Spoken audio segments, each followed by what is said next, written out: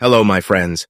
Today, I will recap the series The Nurse, which is based on a true story that happened in the city of Falster, Denmark. In 2012, we see Arne, an old man living alone with a dog, get admitted to a hospital after he faints.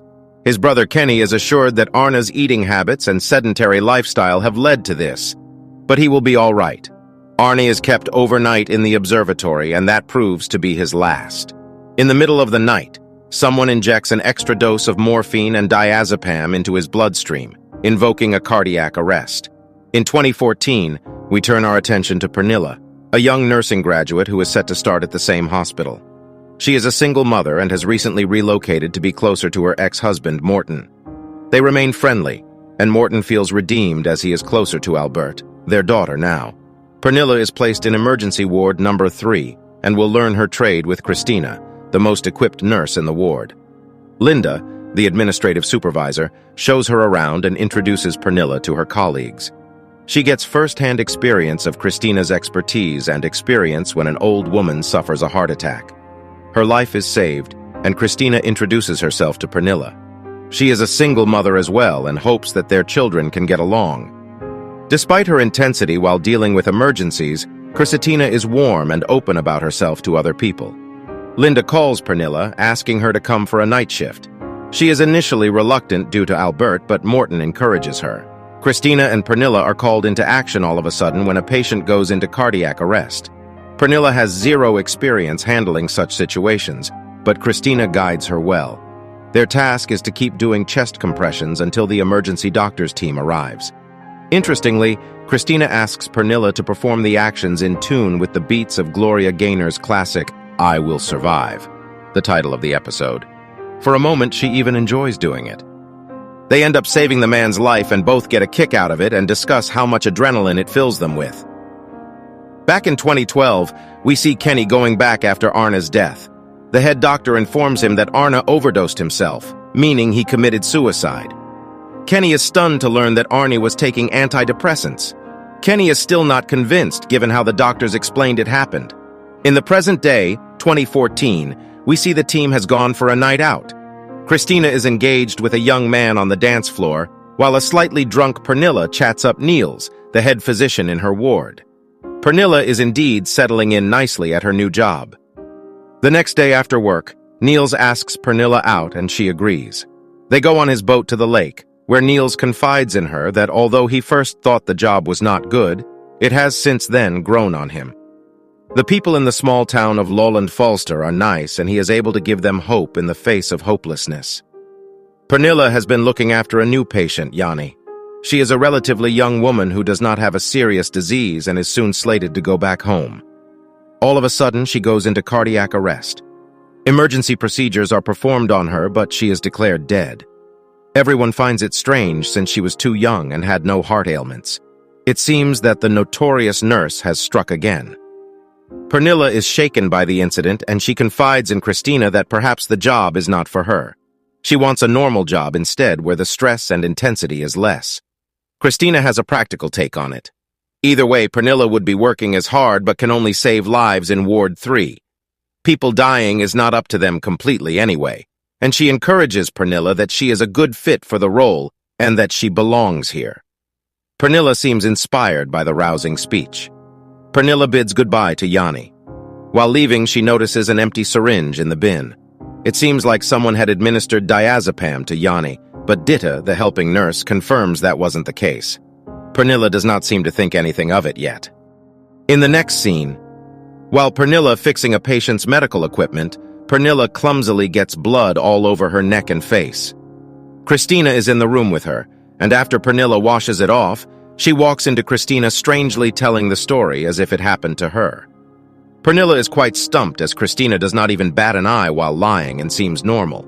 She does not confront her at that moment, while Ditte warns Pernille about her growing closeness with Christina.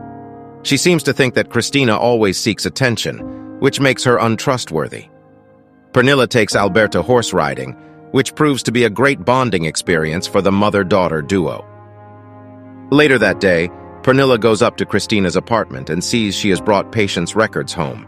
Christina pleads that she wants to be perfect at her job and not leave any stone unturned.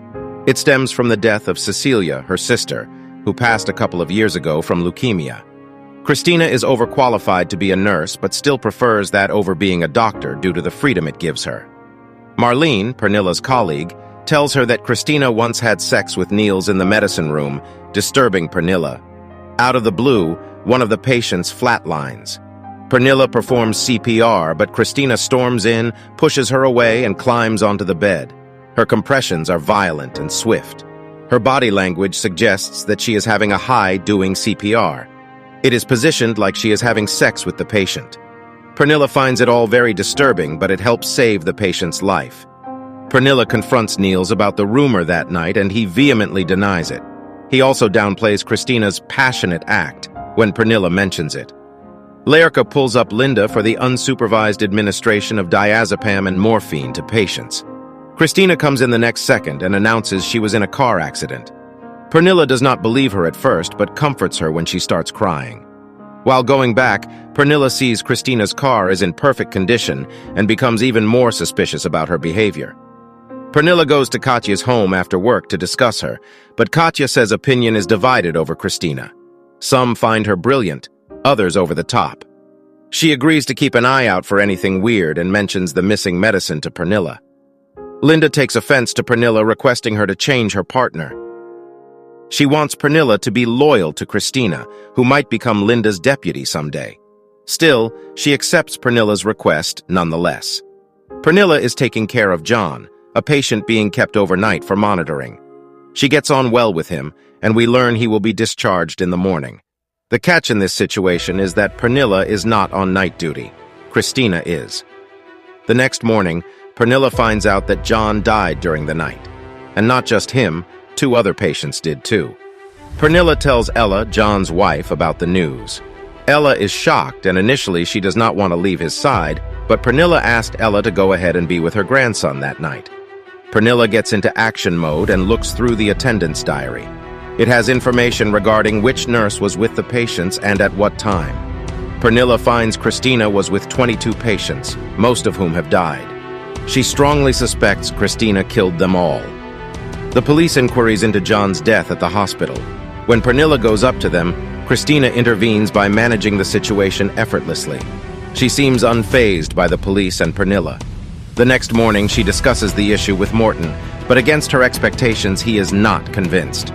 Morten seems to think that Pernille is not getting her way at the hospital and is complaining.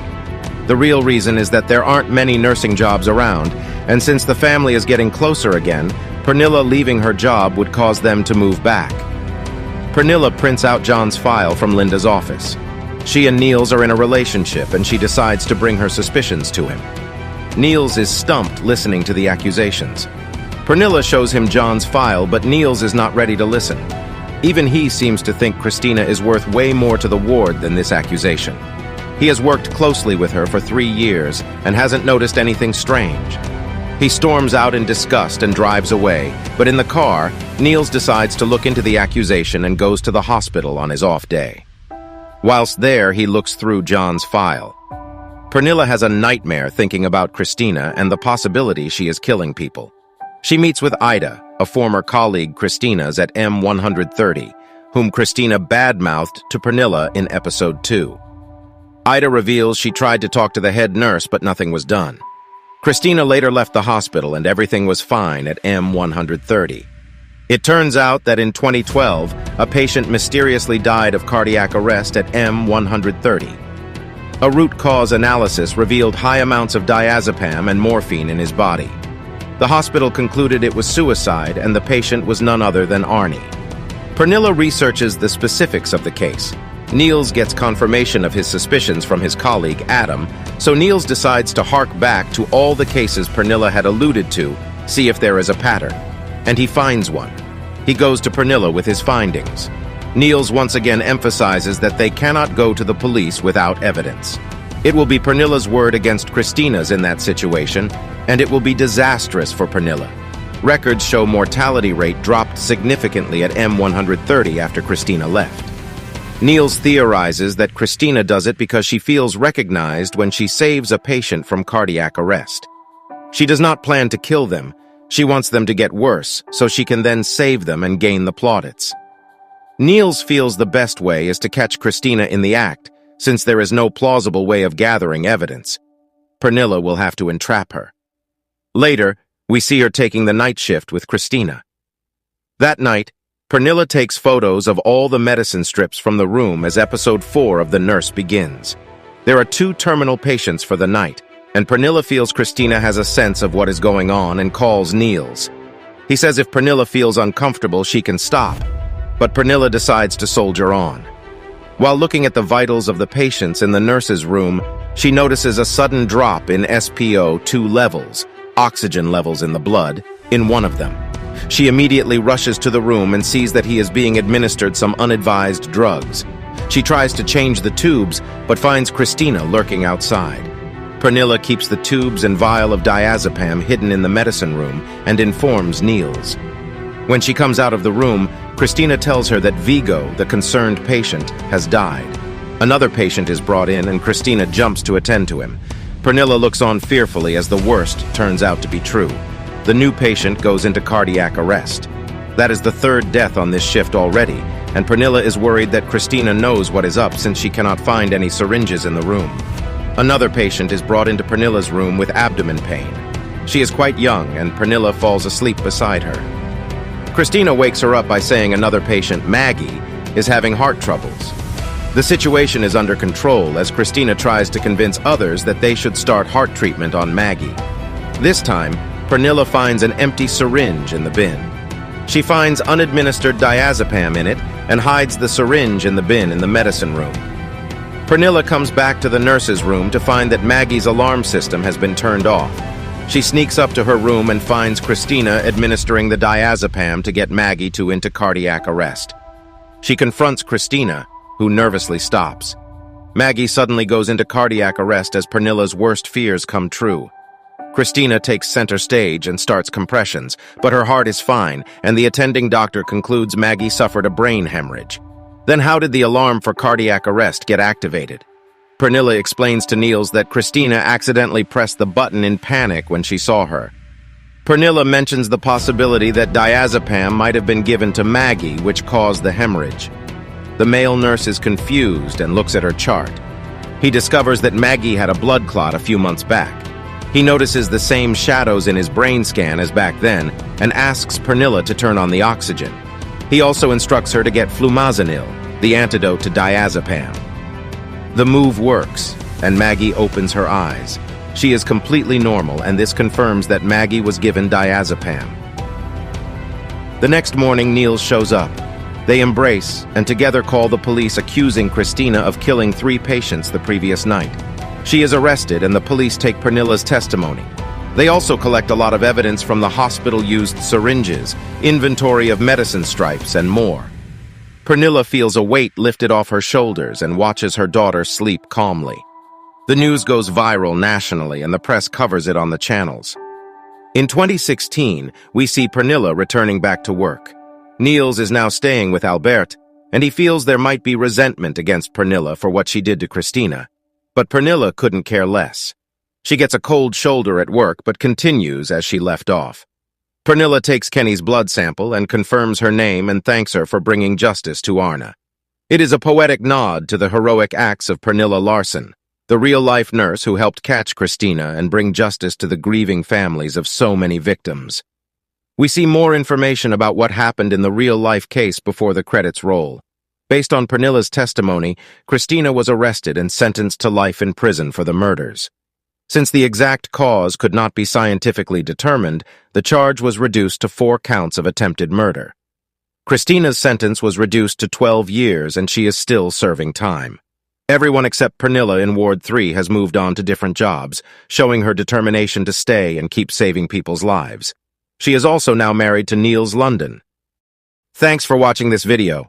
If you enjoyed it, make sure to hit the like button and subscribe to my channel for more content like this. I always love hearing from my viewers, so feel free to leave a comment below with your thoughts on the video or any suggestions for future content. Once again, thanks for tuning in, and I'll see you in the next video.